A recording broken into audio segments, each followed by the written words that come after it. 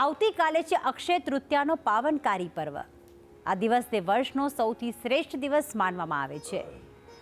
એક માન્યતા પ્રમાણે આ દિવસે કોઈ પણ શુભ ખરીદી કરવા કે પછી માંગલિક કાર્યનો પ્રારંભ કરવા કોઈ પણ મુહૂર્ત જોવાની જરૂર નથી પડતી। તો આજના દિવસે કયા મુહૂર્તમાં કરવી શુભ ખરીદી અને અખાત ત્રીજ જ્યારે રવિવારના દિવસે આવી છે ત્યારે આ દિવસે કયા કાર્યો ન કરવા એ અંગેની જાણકારી આપશે ગુરુજી પ્રફુલભાઈ પંડ્યા। જજાગ્રતો દૂરમુદયતિ દૈવં તદુષુપ્તે તથૈવૈતિ દુરંગમં જ્યોતિખાન જ્યોતિરેકંતન્મે મનઃ શિવ સંકલ્પમસ્તુ। જય ભગવાન મિત્રો, હું છું પ્રફુલભાઈ પંડ્યા। ભક્તિ સંદેશ કાર્યક્રમની અંદર આપનું સ્વાગત છે। દર્શક મિત્રો, આવતીકાલે છે અક્ષય તૃતીયા। તો અક્ષય તૃતીયાના દિવસે શું કરવું જોઈએ, શું ન કરવું જોઈએ, અક્ષય તૃતીયાના શાસ્ત્રમાં મહિમા શું છે, અક્ષય તૃતીયામાં કયા મુહૂર્ત શુભ ગણવામાં આવે છે, જો કે આખો દિવસ જ સારો છે, એમાં કયો સમય સારો છે તે વિશેની આપણે ચર્ચા કરીશું। અને આવતીકાલે ઘણા લોકો કલશ સ્થાપન પણ કરવાની ગણતરી કરી રહ્યા છે, તો શું કલશ સ્થાપન કરાય કે ના કરાય એના વિશે પણ આજે મારે ચર્ચા કરવી છે। મિત્રો, પહેલાં તો હું તમને જણાવી દઉં કે અક્ષય તૃતીયાનો દિવસ એક એવો છે કે જેને શાસ્ત્રમાં બહુ શુભ ગણવામાં આવે છે। જેમ કે 12 મહિનામાં અમુક દિવસો બહુ શક્તિશાળી છે, તે દિવસમાં કરવામાં આવતું કાર્ય શુભ પરિણામ આપે છે, પરંતુ કયું કાર્ય છે એ જાણવું પણ જરૂરી છે। હવે રહી વાત કે અક્ષય તૃતીયાનો દિવસ, લાભ પાંચમનો દિવસ સાથે વિજયાદશમીનો દિવસ, આ બધા દિવસોને શક્તિશાળી શુભ ગણવામાં આવે છે। અક્ષય તૃતીયાના દિવસે એવું કહેવાય છે, વિશાખે વિધિવત સ્નાત્વા ભોજયેદ બ્રાહ્મણાન દશ કૃષ્ણ સહ સર્વ પાપેભ્યો મુચ્યતે નાત્ર સંશય। શાસ્ત્ર એવું કહે છે કે જે વ્યક્તિ અક્ષય તૃતીયાના દિવસે ઉપવાસ કરે છે, તીર્થ સ્નાન કરે છે, પિતૃઓનું તર્પણ કરે છે, વિષ્ણુ ભગવાનની પૂજન કરે છે, બ્રાહ્મણની પૂજા કરે છે, અથવા વસ્ત્ર, અન્નદાન અથવા કુંભનું દાન કરે છે, તો એને અક્ષય ગણું, અક્ષય જેનો ક્ષય નથી તેને અક્ષય કહેવાય, અક્ષય ગણું એટલે કે અનેક ગણું એનું પુણ્ય એને પ્રાપ્ત થાય છે। તો એ દિવસ જે એક વસ્તુ આપીએ ને એનું અનેક ગણું પુણ્ય મળે તે દિવસ હોય તો એને અક્ષય તૃતીયા દિવસ કહેવામાં આવે છે। એવું કહેવાય છે કે આ દિવસનો મહિમા એટલો બધો છે, આ દિવસ બહુ શક્તિશાળી છે। વાહનની ખરીદી કરવી હોય તો વાહનની ખરીદી માટે પણ આ દિવસ શુભ ગણવામાં આવે છે, પરંતુ જો નવા મકાનમાં રહેવા જવાની ગણતરી કરતા હોય તો આ દિવસ અશુભ ગણા છે। હવે એના વિશે હું આગળ ચર્ચા કરીશ। પહેલાં તો વાત કહી દઉં કે અક્ષય તૃતીયાના દિવસે તમારે જો તાંબાના કલશમાં જલ ભરી અથવા માટીના પાત્રમાં જલ ભરી અને એની ઉપર એક ડીશ મૂકી અથવા કોઈ માટીનું પાત્ર મૂકી એને અક્ષત કહેતા ચોખાથી ભરપૂર એને ભરી અને સાથે સાથે ભગવાન નારાયણના વસ્ત્ર એટલે કે ધોતી, જબ્બો અને ફલ એ બ્રાહ્મણને દાન કરવાથી એ વ્યક્તિને એવું કહેવાય છે કે એનું સદૈવ કલ્યાણ થાય છે। આ કરવાથી બ્રહ્મા વિષ્ણુ મહેશના આશીર્વાદ મળે છે।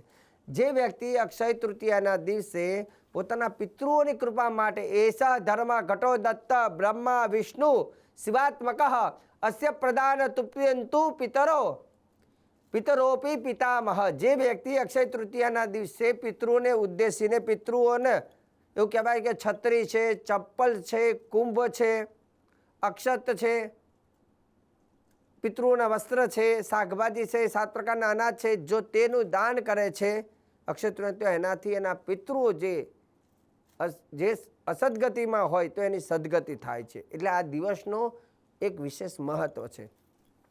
અક્ષય તૃતીયાના દિવસે કરવામાં આવતું દાન અક્ષય ગણું છે, કરવામાં આવતો યજ્ઞ અનેક ગણું પુણ્ય પ્રદાન કરે છે, કરવામાં આવતા જપ, તપ, વ્રત અનેક ગણું પુણ્ય પ્રદાન કરે છે। સોનું, ચાંદી, વાહનની ખરીદી કરવી બહુ શુભ ગણવામાં આવે છે। કોઈ વસ્તુ મકાન તમારે લેવાનું હોય તો એનું બાનું આપવાનું હોય તો બાનું આપવા માટે પણ આનો શુભ ગણવામાં આવે છે.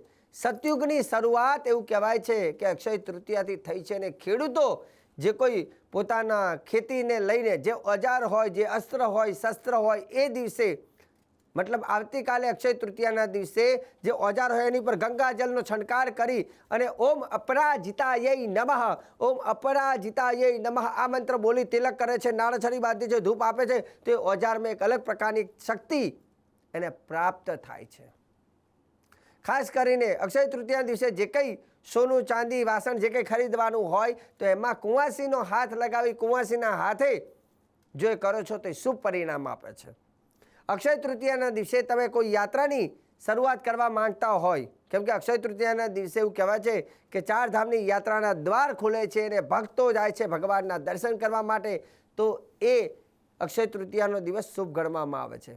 સાથે સાથે અક્ષય તૃતીયાના દિવસે જેમ પુણ્ય કાર્ય કરવાથી એનું અક્ષય ગણું પુણ્ય મળે છે, તેમ અક્ષય તૃતીયા દિવસે કરવામાં આવતું પાપ પણ અનેક ગણું પાપ બની જાય છે. એટલે અક્ષય તૃતીયા દિવસે અશુભ કાર્ય, પાપ કર્મથી તમારે બચતા રહેવું જોઈએ. તો અક્ષય તૃતીયા દિવસે ખાસ કરીને ગૌ માતાની સેવા કરજો, ગાય માતાની પૂજા કરજો અને શક્ય હોય તો જપ, તપ, વ્રત વિશેષ સારા કરજો. બીજા નંબરની વસ્તુ, હવે ઘણા લોકો જે અક્ષય તૃતીયાના દિવસે કુંભ મૂકવાની વાત કરી રહ્યા છે, વાસ્તુ પૂજા કરવાની વાત કરી રહ્યા છે, તો તે લોકો માટે કહી દઉં કે ઘણી વખત અમુક નિયમ એવા હોય કે મંગળવાર અને રવિવારના દિવસે ક્યારેય પણ નવા ઘરમાં પ્રવેશ ન કરવો જોઈએ.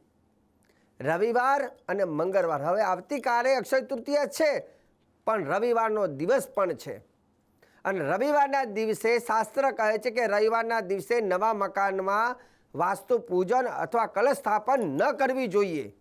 તો અક્ષય તૃતીયાનો દિવસ સારો છે તો કઈ વસ્તુ કરવી અને કઈ ન કરવી એનું પણ આપણને ખબર હોવી જોઈએ. સોનું, ચાંદી ખરીદવા માટે શુભ છે, વાહનની ખરીદી કરવી છે તો શુભ છે, કોઈ મકાન વસ્તુ માટે બાનું આપવું છે તો એમાં વાંધો, પણ પ્રવેશ, ગૃહ પ્રવેશ કરતા હોય તો વિચારીને કરજો, કેમ કે રવિવારનો દિવસ હોવાથી ઘરમાં પ્રવેશ અથવા વાસ્તુ પૂજન ન થાય. અને રહી વાત કે જો તમે કરવા માગતા હોય તો એના પછીની 2-5 દિવસો પછી પણ તારીખ આવે છે, 23 તારીખ, 24 તારીખ અને 29 તારીખ એપ્રિલ મહિનાની.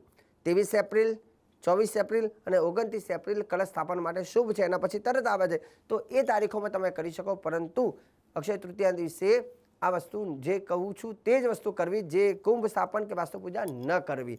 બીજા નંબરની વસ્તુ, હવે તમે કોઈ ખરીદી કરવા માગતા હોય, સોનું, ચાંદી અથવા કંઈ પણ વસ્તુની શુભ કાર્યની ખરીદી કરવા માગતા હોય તો એનો સમય, સારી હોરા કઈ છે એ પણ તમને જણાવી દઉં.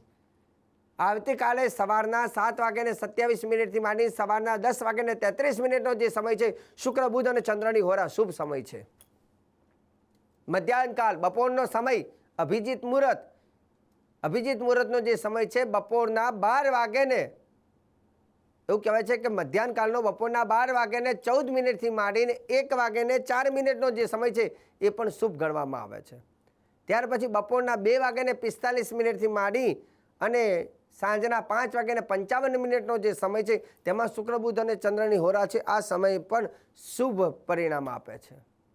સાંજનો સમય સાંજે 6:58 માંડી અને સાંજના 7:55 જે સમય છે તો એ પણ શુભ પરિણામ આપે છે. તો પહેલાં તો અક્ષય તૃતીયા એટલે સારો દિવસ અને એમાંય સારો સમય, અને એમાંય પાછું સારી ખરીદી કરતા હોય તો તમારા ઘરમાં જે કોઈ લેડીઝ હોય, પત્ની હોય, બેન હોય, દીકરી હોય, કુંવાસી હોય તો એમના હાથેથી મુહૂર્ત કરાવવું હિતાવહ છે. તો આજે ભક્તિ સંદેશ કાર્યક્રમની અંદર મેં તમને અક્ષય તૃતીયાને લઈને સરસ મજાની જાણકારી આપી છે. અને આવતીકાલે પરશુરામ જયંતિ છે, તો આવતીકાલે હું તમને પરશુરામ જયંતિની પણ માહિતી આપીશ કે પરશુરામ જયંતિમાં તમારે ભગવાન પરશુરામજીની પૂજા કેવી રીતે કરવી, વિધિવત કઈ રીતે કરવું, એનું મહત્વ પણ કહીશ. તો આજે સરસ મજાની જાણકારી આપી છે, આગળ પણ આવી જાણકારી આપતો રહીશ. કાર્યક્રમ જોવાનું ચૂકતા નહીં. મને આપી દો રજા. જય ભગવાન.